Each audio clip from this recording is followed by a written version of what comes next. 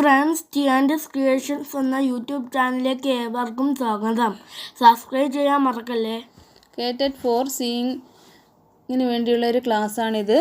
ഡാട്ടുകളെക്കുറിച്ചാണ് ഇവിടെ വിവരിക്കുന്നത്. ഡാട്ടുകളുടെ പ്രാധാന്യം. ഒരു വസ്ത്രം തയ്ക്കുന്നതിൽ ഏറെ പ്രാധാന്യം ഡാട്ടുകൾക്കുണ്ട്. വസ്ത്രങ്ങൾ തയ്ക്കുമ്പോൾ ശരീരത്തിൻ്റെ ആകൃതി അനുസരിച്ച് വരാനും ഭംഗിക്കും വേണ്ടി അവയിൽ ഡാട്ടുകൾ ഇടുന്നു. വസ്ത്രം ശരീരത്തിന് യോജിച്ച വിധത്തിൽ കിട്ടുന്നതിന് വേണ്ടി ഡാട്ടുകൾ ഉപയോഗിക്കുന്നു. ബോഡി ഗാർമെൻറ്റുകളിൽ അരക്കെട്ടിൻ്റെ ഒതുങ്ങിയ ഭാഗത്ത് ഡാട്ടുകൾ ഇടുന്നു. ഇതുപോലെ അരക്കെട്ടിൻ്റെ ഭാഗത്ത് പാൻസിനും ഡാട്ടിടുന്നു. വിവിധ തരം ഡാട്ടുകൾ. ഫസ്റ്റ് വി ഡാട്ട്. ഈ ഡാട്ട് വി ആകൃതിയിൽ ഇരിക്കുന്നതിനെ ഇതിനെ വി ഡാട്ടെന്ന് പറയുന്നു. വസ്ത്രത്തിൽ ഡാട്ടുകൾ തയ്ക്കേണ്ട ഭാഗത്ത് നേരെ മടക്കി ചരിച്ച് തയ്ക്കുന്നു. നിവർത്തിയെടുക്കുമ്പോൾ വി ആകൃതിയിൽ കാണുന്നതിനാൽ ഇതിനെ വി ഡാട്ട് എന്ന് പറയുന്നു. അരക്കെട്ടിലെ ഡാട്ടുകൾ. ടെപ്പേഡ് ഡാട്ട്.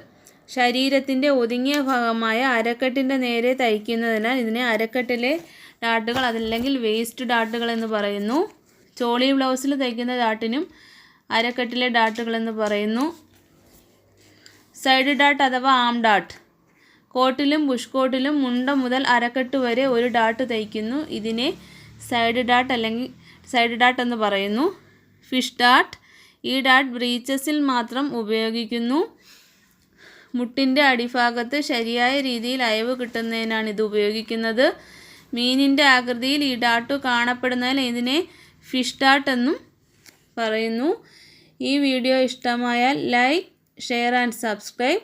Thanks for watching.